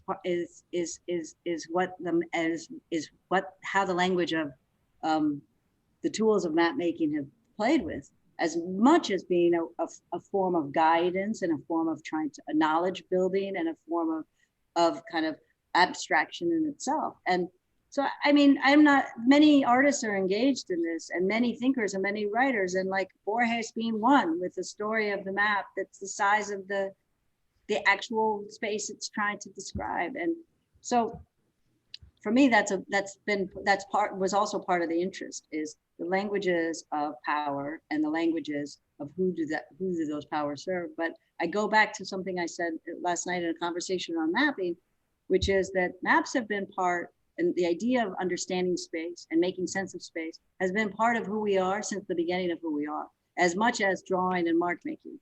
And that that while language has been used for power and the kind of and the form of moving into written language and moving away from orality and oral traditions, that the kind of building of written language, that has also been manipulated by systems of power, as has cartography, as important as cartography. So I think we have to look at that from all those places. But yeah, that's part of the interest in the work. I want to add also to what Julie said there too, is the word itself, geometry, is measure the earth. You know, geo is earth and metry is to measure.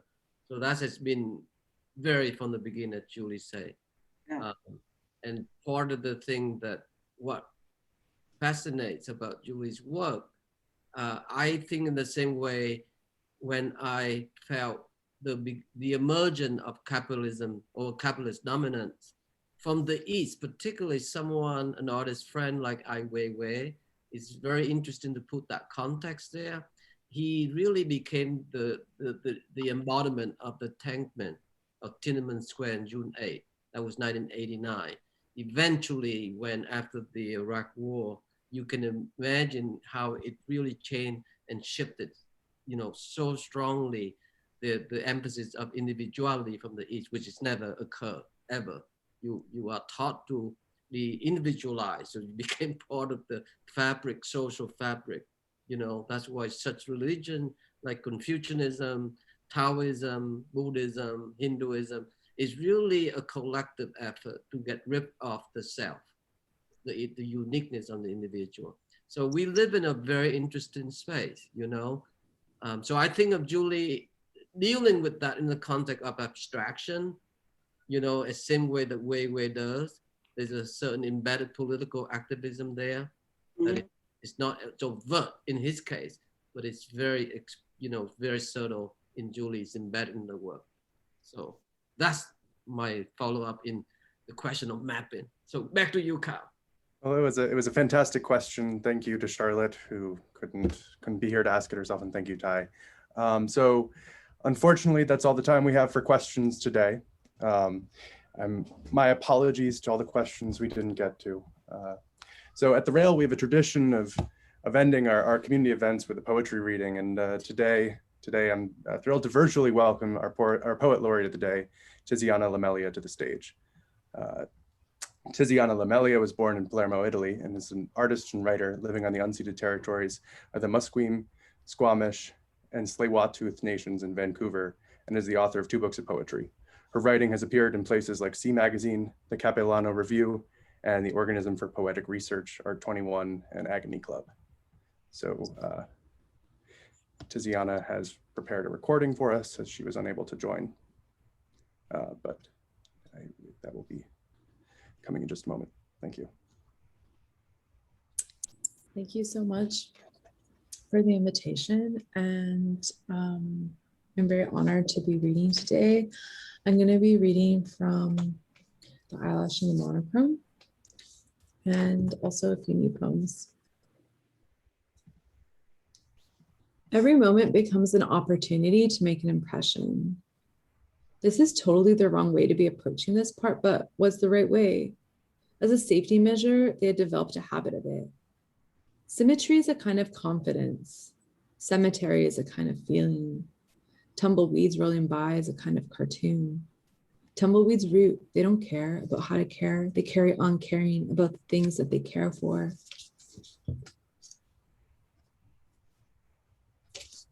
On the chaise pushed up against the window across me, I'm sitting in your Brooklyn bedroom, visiting you with my mother. Apnea produces a glitching wave, stutters in the air. What's the matter, mother? The repetition of matter through the mosquito netting. They said the leaf of the artichoke is an owl. They waited to respond to the ghost of the flowers.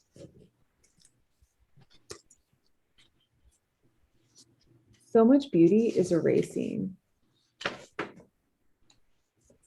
The monochrome domesticates life. It's not that void, please, for someone to look at. It's transparency, self-possessed and slitting time. Human modernism. Like, does it hesitate along the vectors where the blank hosts suppers for regular eaters, regular meat and potato eaters? They pond, listen to swallowed air, withering in pails of water slinking. I pond, they swallow. The whole wide world is stinking. Boarding flights, the conditions to sustain unmodified emptiness came from pigment, taken through careful extraction.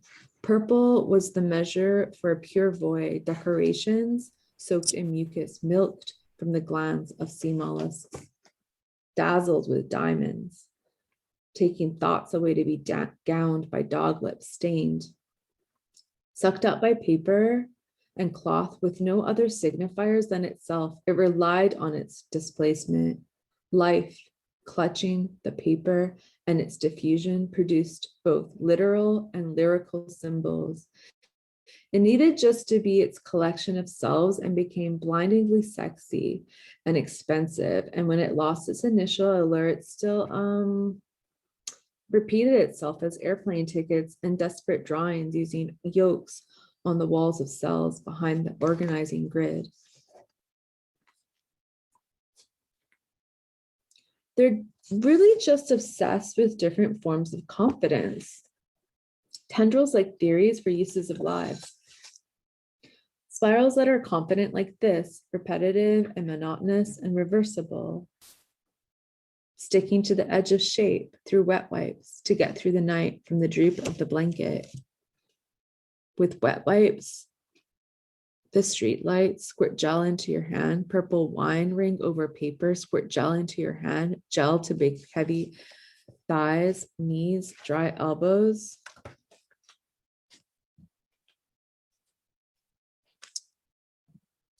Plant cinema. Monday, Tuesday, Wednesday, Thursday, Friday, blink, Monday. I walk by my rose tonight, walk past pale, pale yellow rose during twilight, surrounded by dark foliage and the garden shed.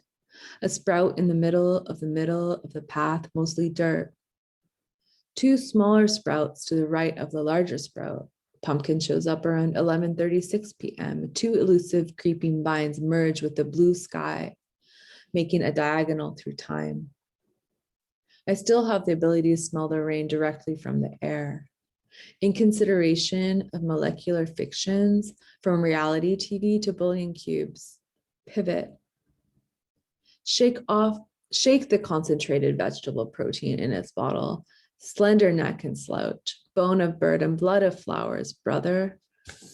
Domes of fish and page of bay, silver paper wrap cubes of sun's boredom, compacted for edible pockets. The work repeats, empty the cup, dissolve, please. Gorgeous upside down herb, soft berry, thigh, point. Convenience in the comforting broth. No tedium equals no plant cinema. Fall asleep to notice scales of cycle. Born in the glamorous dirt. Days of our lives and the bodily record of every decision I didn't make for myself. The country mouse and the city mouse. Sonia added hamster, Paris and Nicole and me. Jube dissolved but remained as yolk, dried to a plate. Egos and eggs. What came first? Night after night. Optimism and indifference produce delayed dissolve, gleaning for sugars under the grass, shifts the scale, bury the economic toil, how to live in the wilting during a deadline. That I sit here to type pandemically during this self-vacating.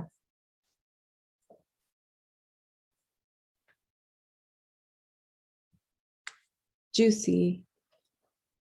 Visit homespun maidens, touring with velour skins, separating from the gentleman, suited in fleece, bearing teeth, blissed and hissed, protect you.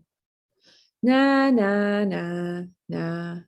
Shepherdess in distress, in a two-piece sweat set, sit and mediate on it, meditate on the winds, on the windfalls, no, not collected or fermented, rotting plums cemented on the drama of the winds. Blowing the blonde grasses, girdled hope like, nah. Every decision depended on the way the wind blew and broke the grass. To revise history is mere nah.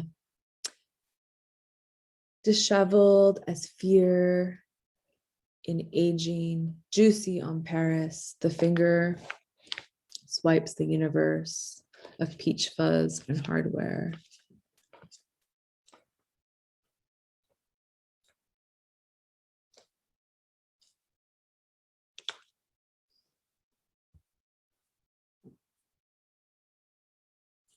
There's so many people in this poem, but it doesn't make you composite. It says time is something romaine, not like the other lettuce that never goes bad. Lettuce, lettuce, lettuce, lettuce, please go bad, not repeat itself over and over again, expecting different results, lettuce or returns to slime and earth.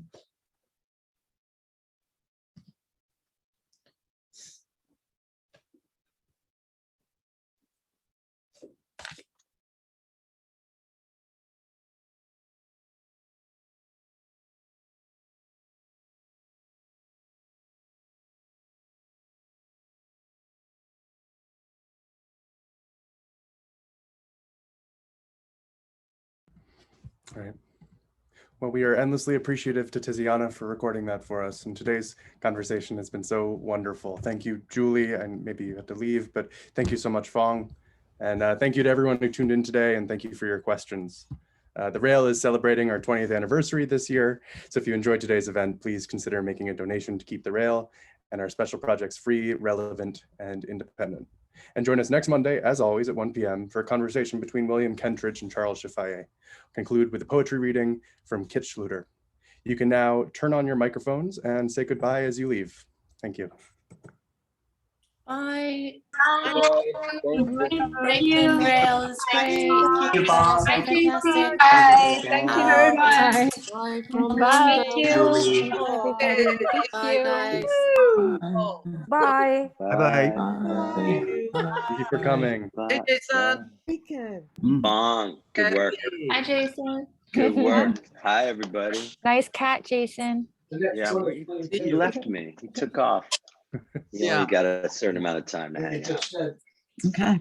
Well done. Bye-bye. Where's Tom? Is Tom still there? Tom, that was some question. Yeah, absolutely. Yeah, that was good. I'm gonna work it out. Oh, I'm sorry. I didn't mean to be rude. It's gonna take me a while to work it out, but I appreciate it.